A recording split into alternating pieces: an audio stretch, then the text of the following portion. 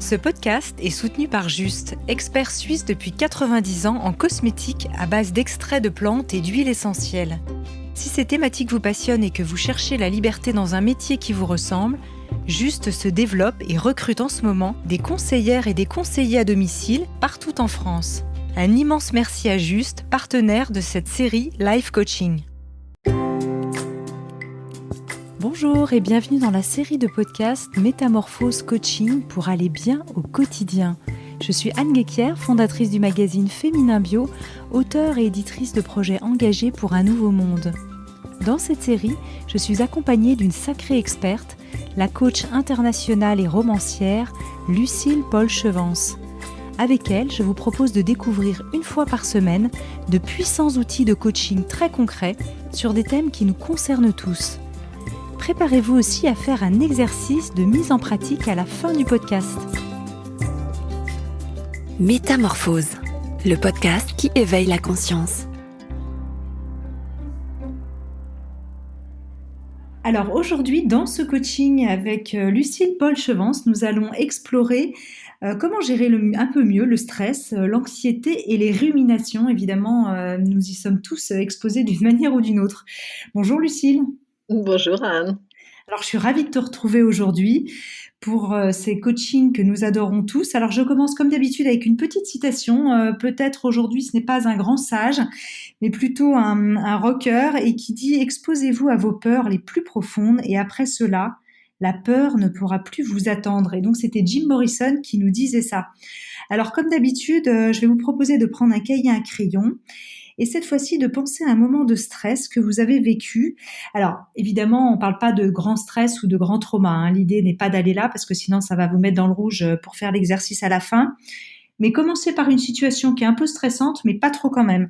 Alors, cette première question pour commencer, Lucille, quels sont les types de stress qui existent, chroniques, ponctuels, etc. Éclaire-nous un petit peu là-dessus. Alors, il y a vraiment beaucoup de stress différents. Il y a des stress physiques, il y a des stress émotionnels, il y a des stress psychologiques, il y a des stress qui sont passagers, il y a des stress qui sont récurrents. Et le plus dangereux, c'est quand ces stress-là, on ne s'en rend pas compte, qui sont installés. Le stress, il peut venir d'un petit peu partout, de la pollution, du bruit, de l'alimentation. Alors ça, on en parle assez peu. Votre alimentation, l'alimentation de tes auditeurs peut vraiment impacter sur leur niveau de stress. On en a déjà parlé, mais on peut en reparler encore et encore et encore. Le sucre blanc, vraiment, amène un niveau de stress très important. Ça donne des enfants qui sont hyperactifs. Il y a des recherches du CNRS qui ont été faites sur des rats, des pauvres rats qui n'avaient absolument rien fait à personne. On les a rendus dépendants à la cocaïne et au sucre blanc. Et devine quoi? Ils préfèrent, entre la cocaïne et le sucre blanc. Donc vraiment, si on veut diminuer son niveau de stress, il y a un film aussi qui vient de sortir qui s'appelle Sugarland, qui parle de ça. Et si on veut donc diminuer son niveau de stress, supprimer, enfin, ou diminuer au maximum, parce que donc, on parle bien d'une addiction, hein, le sucre blanc, dont par exemple le chocolat. Les personnes qui ont une addiction au chocolat et avoir moins de chocolat génère du stress. Ça demande d'y aller progressivement, comme on se désintoxiquerait d'une substance toxique. Pour info, à Berkeley, en Californie, le sucre et les chips sont interdits à la caisse des supermarchés. Donc c'est quand même intéressant, ça évite les crises d'hystérie des enfants qui sont en manque devant aux caisses des supermarchés, devant les sucreries. Oui, c'est vrai qu'on ne dira jamais assez sur le sucre, hein. Il y a qu'à voir, je me souviens quand mes filles allaient à des anniversaires quand elles étaient petites, où à la maison elles étaient très peu exposées au sucre. Et là, elles se retrouvaient à des goûters d'anniversaire. Elles revenaient, j'avais l'impression d'avoir des singes qui grimpaient partout en hurlant dans la maison, qui étaient très énervés, tout leur tapait sur le système. Mais c'était vraiment impressionnant, flagrant. Mais surtout si elles n'ont pas l'habitude d'en manger. Quand tu as l'habitude d'en manger, il y a une forme d'accoutumance, tout simplement. Mais quand tu n'as pas l'habitude d'en manger, en effet, tu es complètement surexcité. C'est ça. Donc, on élimine le stress, on élimine, pardon, le sucre. Voilà, enfin, en tout cas, pédale douce sur le sucre. Ouais. C'est un sujet de stress dont on parle très peu. D'autres types de stress, il y a des gens qui sont dans une forme de stress chronique, d'autres plus ponctuels en fonction d'éléments extérieurs. Toi, dans ta clientèle, tu vois des différences dans les typologies des personnes, des profils qui sont stressés, on a l'impression un peu de nature, et d'autres qui ont une résistance beaucoup plus importante? Alors, ça va dépendre de la personnalité, ça va dépendre donc de l'alimentation, on vient de le dire, ça va dépendre de la pratique sportive. C'est-à-dire que des gens qui font, plus de sport sont moins impactés par le stress. Donc ça va dépendre vraiment d'énormément de choses. On n'est pas impacté de la même manière par le stress. Le stress, il peut venir d'un événement, d'une situation inattendue, d'un état émotionnel. Par exemple, pendant le covid, les gens peuvent avoir une peur, un stress important pour l'avenir, pour la santé de leurs proches. Pour information, dans les stress aussi dont on n'a pas parlé, les sujets de stress, le journal télévisé. Ça donne un niveau de stress. On a analysé le système immunitaire des gens avant et après le journal télévisé. Le journal télévisé plante le système immunitaire pendant 20 minutes. Alors je dis pas qu'il faut pas se tenir informé, mais écouter une revue de presse à la radio est beaucoup moins impactant que de s'inonder d'images catastrophiques. Voilà, donc là, on peut peut-être faire le choix aussi plutôt de musique qui nous plaise, qui élève l'esprit, ou de voilà, ou d'informations plutôt positives, sans forcément se couper du monde, mais effectivement, Ouais, en tout cas, le faire en conscience. ouais. Mais faire le choix de ce que l'on fait rentrer à l'intérieur de soi, que ce soit en Mm. alimentation, que ce soit en images, que ce soit en son, de quoi on se nourrit. De quoi on se nourrit? Alors, en quoi est-il délétère pour la santé, le stress? Quel impact ça a justement sur nos mécanismes? Alors que ce soit le stress, l'anxiété ou les ruminations, c'est pas tout à fait la même chose évidemment, mais enfin, on met ça quand même dans un grand Ouais. sac. Ouais, alors ce qui est intéressant, c'est que le stress n'est pas toujours délétère pour la santé. Comme tu le sais, j'ai donc des sportifs de haut niveau, des musiciens. Eux, ils sont, qui vont avoir des concerts devant des milliers de personnes et ils sont évidemment exposés à un stress qui est très important. Donc, petite récapitulation sur qu'est-ce que c'est que le stress? Le stress, il va générer des hormones, il va générer de l'adrénaline, du cortisol, de la vasopressine et quoi? De l'ocytocine. Et l'ocytocine, c'est le neuropeptide qui est impliqué dans l'empathie, dans la confiance, dans le désir. Quand on fait un hug, un câlin avec quelqu'un, au bout de 20 secondes, ce qui est quand même très très rapide, le corps commence à générer de l'ocytocine. Donc tu vois, quand on est en stress, on va générer du cortisol, de l'adrénaline, mais on va aussi générer l'antidote du stress, ce qui est quand même vraiment intéressant, qui va être l'ocytocine. Donc, en fonction de comment on va évaluer ce stress et comment on va le traiter, on peut dire ça comme ça, il va soit être en effet délétère, comme tu le dis, soit pas. Il y a eu une étude très très intéressante qui a été faite à Harvard sur des étudiants avant des examens à qui on a expliqué ce que c'est que le stress. Le stress, il accélère la respiration, donc il oxygène le cerveau, ce qui est plutôt bénéfique. Il accélère les battements du cœur, donc il prépare à l'action. Il génère de l'adrénaline, donc de l'énergie, et de l'acuité. Et bien, figure-toi que les personnes à qui on a dit ça, c'est-à-dire qui savaient que le stress était bénéfique pour eux, avaient leur vaisseau sanguin qui était détendu. Alors que des personnes qui juste vivent le stress sans avoir aucune idée de ce qui se passe en eux ont des vaisseaux sanguins qui sont complètement contractés et durablement, ça amène évidemment à des problèmes cardiaques, tu peux t'en douter. Donc le fait de savoir ce que c'est que le stress, comment tu l'utilises, moi tu te doutes bien que les sportifs de haut niveau, le stress quand il est transformé en adrénaline, il est extrêmement bénéfique. Et eux, généralement, ils le savent déjà. Alors il y a un très bon TED qui a été fait là-dessus de Kelly McGonigal, qui est une psychologue américaine et qui a vraiment parlé de ça. C'est très très intéressant sur comment en fonction, c'est vraiment le pouvoir de l'intention, hein, c'est-à-dire vraiment en fonction de ce que l'on pense du stress, il va nous impacter ou pas. On va savoir le transformer ou on va le subir. Hmm. Il s'appelle Faire du stress un ami, hein, c'est ça, How to make stress your friend hein, en anglais. Et, oui, oui, oui, c'est ça. Alors, quel besoin n'est pas nourri derrière le stress? Quelles sont les polarités associées qui sous-tendent le stress, comme la peur, l'angoisse, la volonté de perfection? On y revient évidemment toujours. On se met la pression et puis il y a toutes ces injonctions qui viennent de nos conditionnements. Toi, la coach, qu'est-ce que tu vois dans la pratique, concrètement aussi, avec les clients, les personnes que tu suis ou dans les études que tu as faites dessus? D'où ça vient? Alors le stress, il va se déclencher dans des situations extrêmement définies. lorsque on perd le contrôle, lorsque notre ego est attaqué, lorsqu'on a besoin de réussir, de performer, ou un autre paramètre, c'est lorsque arrive de l'imprévu ou même de la nouveauté. C'est-à-dire que de la nouveauté, ça peut être bénéfique. Au sein de la Française des Jeux, il y a une cellule de crise. C'est-à-dire que gagner au loto, c'est censé être bénéfique, mais c'est quand même un très très gros changement et les gens ne le vivent pas toujours extrêmement bien. Et ça nous vient de la préhistoire. Au moment de la préhistoire, lorsqu'on changeait de caverne, on vivait un stress très très important parce qu'on ne savait pas si sur le nouveau territoire, on allait avoir de la nourriture, de l'eau, si on allait pouvoir vivre correctement.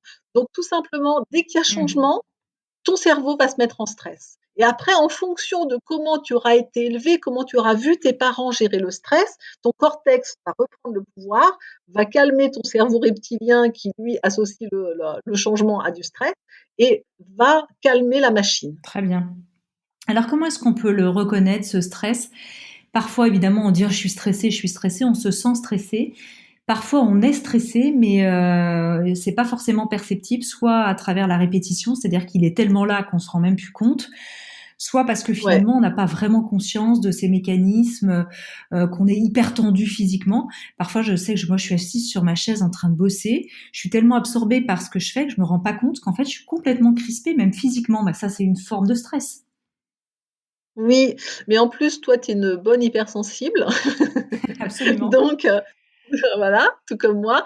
J'ai d'ailleurs beaucoup aimé ton podcast avec Saverio Tomasella, c'est ça, hein? Absolument. Ouais, qui était, et je l'ai envoyé à pas mal de mes clients et particulièrement des hommes qui vont associer l'hypersensibilité au fait d'être chochotte et d'être une petite chose, qui n'est absolument pas le cas. J'ai des hommes en session qui sont des mâles alpha très dynamiques et qui sont des hypersensibles. Donc, pour les hypersensibles, et j'ai réalisé ça il y a peu de temps, il y a, je sais pas, 3-4 ans, parce que je me faisais faire des massages, de l'acupuncture, des choses comme ça. Et à chaque fois, on me disait que j'étais stressée et ça m'énervait, tu vois? Parce que, je médite, j'ai une vie plutôt saine, je fais attention à mon alimentation. Donc à chaque fois, j'étais un peu dans le déni par rapport à ça, en disant: «Mais pas du tout». Et en fin de compte, j'ai fini par me dire: «Bon OK, va explorer ce que c'est que le stress». C'est pour ça que je réponds à ta question, hein, comment on reconnaît le stress? Et moi, je me suis mise en méditation et je me suis dit: «Mais est-ce que je suis stressée?» Et là, je me suis rendu compte que oui. J'ai juste écouté. Et les hypersensibles, et ton podcast l'explique très très bien, ils vont être impactés, donc stressés par le bruit, par la pollution, par l'agitation, par énormément de choses. Donc quand on est hypersensible, on est souvent stressé, on s'en rend pas compte parce que les autres autour de nous le sont pas dans les mêmes conditions. Voilà. Donc il y a plein d'avantages, hein, l'hypersensibilité, on en parle très très bien dans le podcast. Mais Mmh. déjà, c'est de se rendre compte, le stress, il se vit comment? Comment, quand on est stressé, est-ce qu'on devient agressif? Est-ce qu'on devient passif? Est-ce qu'on devient mutique? Chaque personne a des réactions complètement différentes au stress. Moi, j'ai tendance à m'isoler. Donc, quand je vois que je m'isole, je sais, OK, je suis stressée. Et là, je vais aller nager, je vais aller méditer, je vais manger un fruit qui va être en pleine conscience, qui va être bon pour ma santé. Enfin, je vais faire quelque chose pour moi qui est bénéfique. C'est comme ça qu'on peut réussir à canaliser un peu le stress. Comment est-ce qu'on peut, qu'est-ce qu'on peut faire d'autre justement? Bah, déjà, la première chose, c'est que quand on prend conscience d'une situation, d'une problématique, d'une difficulté, ça la résout à 50%. D'accord. Donc prendre conscience, on peut la verbaliser même à voix haute, ça peut aider. Oui, ça va la valider encore plus si tu la verbalises ou si tu l'écris, vraiment, ça va encore plus, permettre de valider, de dire, «Je suis stressé pour ça et ça et ça», tu l'écris et du coup tu te l'appropries en fin de compte en le mettant à l'extérieur de toi. Très bien. Est-ce que les femmes, à cause de la charge mentale, évidemment, on en parle beaucoup en ce moment, sont plus sujettes au stress? Alors je dis pas que les hommes, je fais pas du féminisme de comptoir, hein. L'idée c'est pas du tout Non, d'opposer non. les hommes et les femmes, mais on sait quand même que la charge mentale des femmes a été souvent oubliée, qu'elles-mêmes étaient dans le déni de leur propre charge mentale, et donc c'est important qu'on en ait pris aussi conscience. Qu'est-ce qu'il y aurait comme solution, peut-être en particulier pour les femmes? Ben, les hommes, ils vont avoir le stress de la performance et les femmes de dans ma de c'est ce que j'observe dans ma clientèle, hein, et les femmes vont avoir le stress de devoir tout faire et tout faire bien. Voilà. Donc, d'être en même temps performante au travail, en même temps une bonne épouse, une bonne mère, une bonne maîtresse, donc du coup une bonne amante.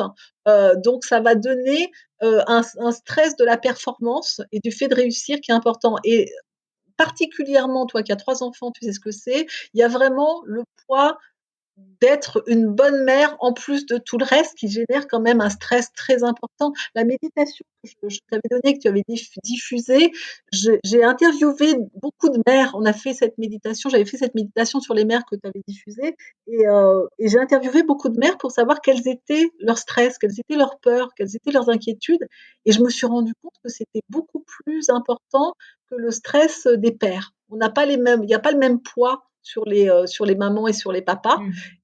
Et donc les femmes, particulièrement si elles sont mères, vont avoir plus de stress en effet. Mmh. Et surtout le stress de la culpabilité qui est moins porté sur les hommes, enfin en tout cas pas sur les mêmes sujets. Et les femmes, ça va vraiment être plutôt quotidien. Donc Oui. en fin de compte, ça te mine beaucoup plus. Oui, et puis je pense, en t'écoutant, je repense à Martin Winkler, qui est ce médecin féministe aussi, qui a passé sa vie encore à recevoir des femmes et qui écrit des livres et qui a écrit ce dernier livre qui s'appelle C'est mon corps. Et lui, il parle de la charge physiologique des femmes. Il dit Ouais, que le fait que nous sommes cycliques, nous allons vivre nos premières règles, ensuite nos cycles féminins, avec parfois des problématiques d'endométriose, de kystes, un certain nombre d'événements de fausses couches, etc., de choses qui peuvent nous arriver dans une vie. C'est une charge physiologique qui n'a aucun équivalent, évidemment, chez l'homme, de fait, ouais, ouais, oui, complètement. et qui nous impacte en stress physiologique, inévitablement. Oui, oui, oui, oui. Donc là, on est vraiment sur un stress sur lequel on a assez peu, à part quand on en prend conscience et puis qu'on travaille dessus, mais autrement, on le subit beaucoup. Oui, absolument. Alors, évidemment, dans ce podcast, on aime passer à la pratique. Quel exercice on peut mettre en place, Lucille, au quotidien pour faire retomber cette pression, pour un peu mieux gérer son anxiété, ses ruminations? Et là, je sais que tu vas nous donner un exercice que j'adore. Alors déjà, je vais t'expliquer un petit peu tout ce qu'on peut faire. Alors ça, ça va t'amuser, puis ça va surtout te faire plaisir. Par l'intermédiaire de ton podcast, j'ai une nouvelle cliente qui est venue travailler avec moi et on discutait, c'était la semaine dernière. Elle s'appelle Véronique et je discutais avec elle de ce qui lui permettait de faire descendre son stress et je vais te faire plaisir. Elle m'a dit j'écoute Métamorphose. C'est pas mal. C'est une bonne prescription, on va dire. Donc maintenant, je vais peut-être mettre ça dans mes outils, écouter Dans ton Métamorphose. ordonnance Alors de coach, voilà. voilà, c'est ça. Donc, écouter vraiment dans les choses qu'on peut mettre en place, c'est écouter en effet des podcasts, écouter des films qui font monter votre énergie. Alors, le rire, dans les exercices à mettre en place, le rire, ça génère de la dopamine. La dopamine, c'est le neurotransmetteur du plaisir. Ça génère de l'endorphine. Et l'endorphine, ça va augmenter tout ça. Ça va augmenter votre système immunitaire. Ça va éliminer les toxines. Ça va aider à la digestion. Enfin, voilà. Donc, autre chose qui fait beaucoup de bien, qui fait descendre le stress et qui est moins connu, c'est donner, de donner aux autres du temps, de l'argent, des vêtements, de donner de manière gratuite, bénévole, sans retour. Ça va activer l'ocytocine. L'ocytocine, c'est donc le neuropeptide du bien-être. Et ça va régénérer les cellules du corps, tout simplement parce que le don, ça amène à la reconnaissance sociale et ça permet vraiment aussi de faire diversion en s'occupant des autres. Alors, ce qui peut faire descendre le stress, c'est aussi les massages, de passer du temps avec les gens qu'on aime, avec les animaux qu'on aime, faire du sport, l'alimentation saine, on sait, mais on arrive au petit exercice de la fin et qui est extrêmement simple. Et ça, je fais faire ça vraiment aux personnes qui sont en entreprise, entre autres, c'est la cohérence cardiaque. Alors, qu'est-ce que c'est? C'est un exercice respiratoire, on va le faire ensemble, qui permet de descendre le cortisol, qui est l'hormone du stress.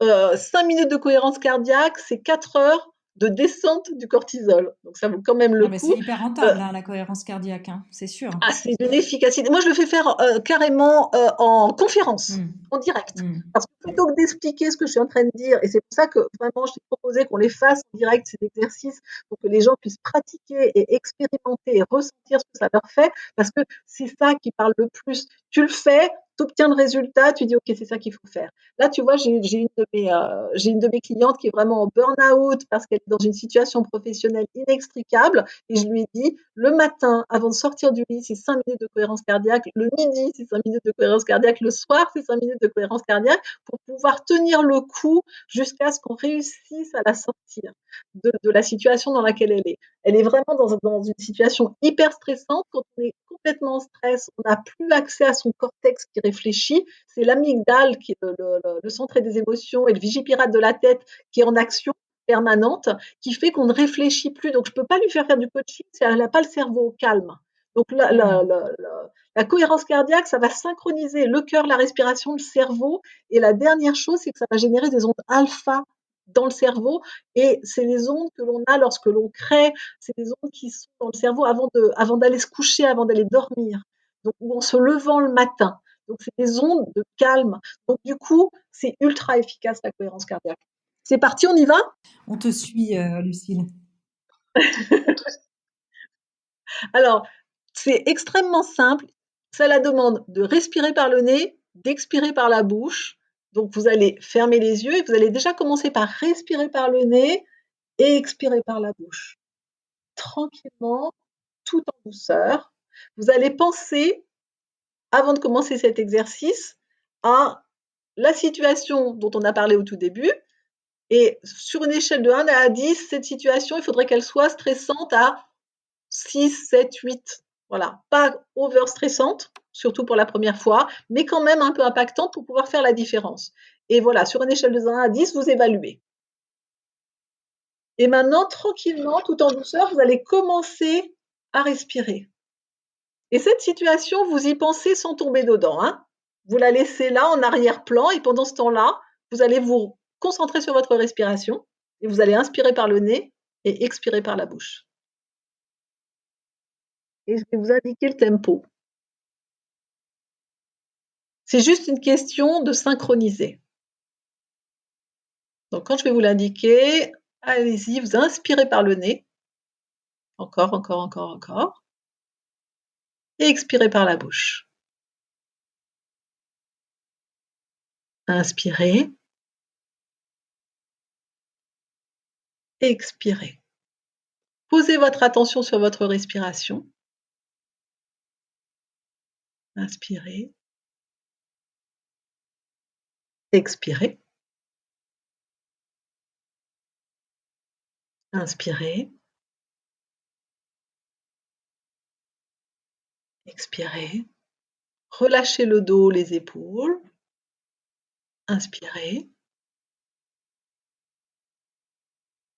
Expirez. Encore. Inspirez. Expirez. Posez votre attention sur votre cœur, les battements du cœur. Inspirez. Expirez.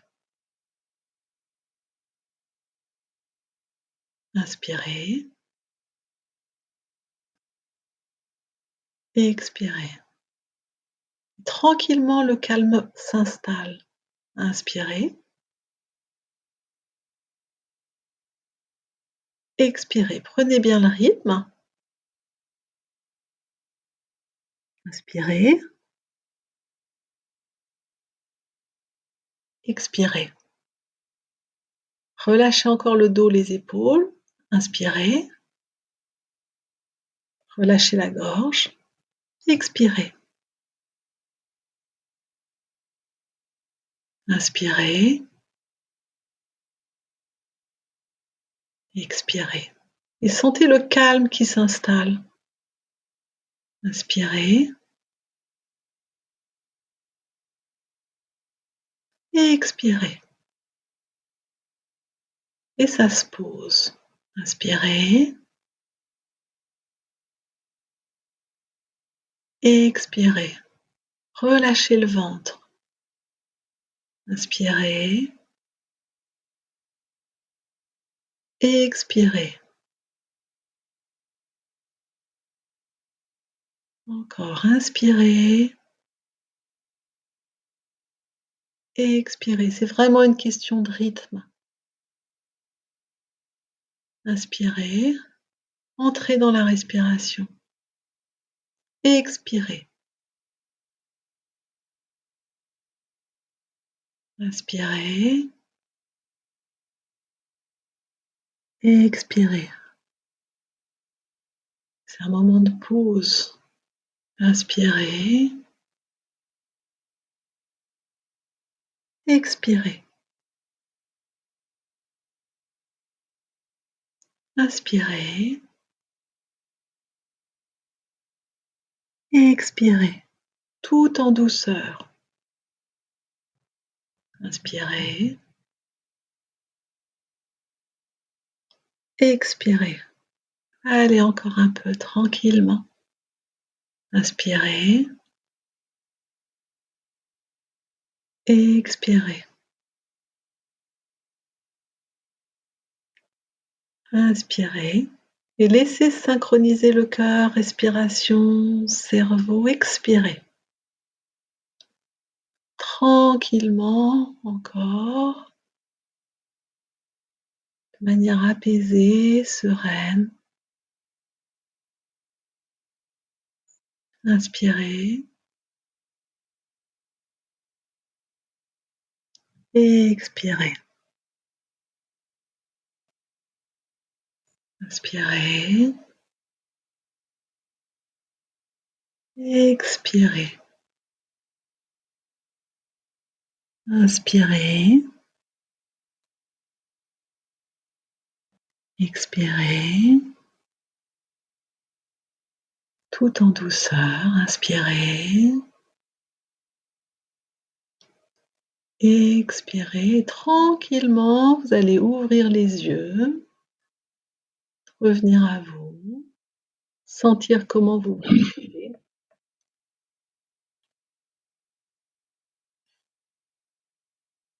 Et là, vous repensez à ce qui vous inquiétait et vous évaluez sur une échelle de 1 à 10 où vous en êtes. Comment tu te sens, Anne ? Écoute, je l'ai fait en même temps que nos auditrices et nos auditeurs et je me sens parfaitement bien, c'est incroyable. C'est vraiment ta voix plus la respiration, c'est le ticket gagnant pour être là surchargé pour 4 heures, hein, tu as dit, c'est ça ? Ouais, c'est ça, 4 heures de cortisol en moins. Je l'ai mis sur ma chaîne YouTube, guidé et dirigé, parce que j'avais des clients qui me disaient, quand tu me le fais faire en séance, ça marche bien, mais après, je le trouve moins. Donc du coup, je l'ai enregistré et je l'ai mis pour que tout le monde puisse avoir accès gratuitement à l'exercice.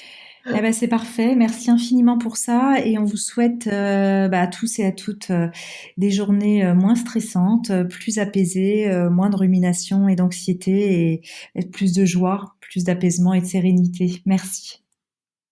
Oui, et là, juste avant de terminer, en évaluant sur une échelle de 1 à 10 le stress, c'est quand même vraiment intéressant de voir ce qui se passe à l'intérieur de soi, de le refaire pour que ça descende encore d'1 cran, 2 crans, 3 crans.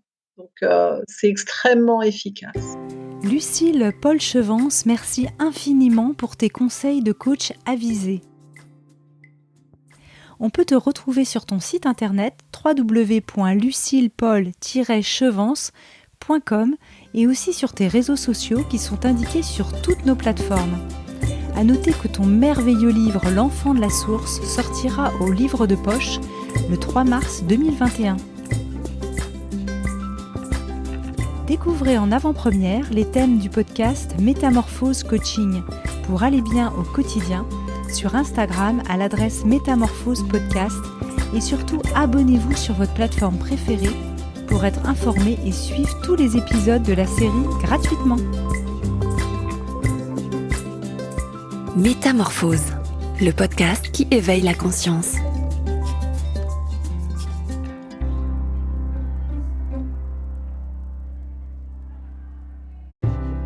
Encore un immense merci à notre partenaire Juste. Si vous êtes passionné par les plantes et le bien-être, je le disais en introduction, Juste recrute des conseillères et des conseillers à domicile, un métier passionnant pour faire carrière ou pour un complément, à l'image de la vie que vous avez envie de vous créer. Merci à Juste pour son éthique, son engagement humain et environnemental.